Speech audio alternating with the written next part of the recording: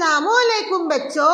वालेकुम अस्सलाम टीचर। बच्चों, आज हम इकाई, दहाई और सैकड़ा की पहचान करेंगे।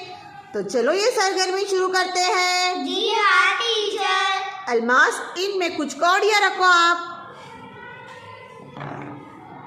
बताओ ईजान।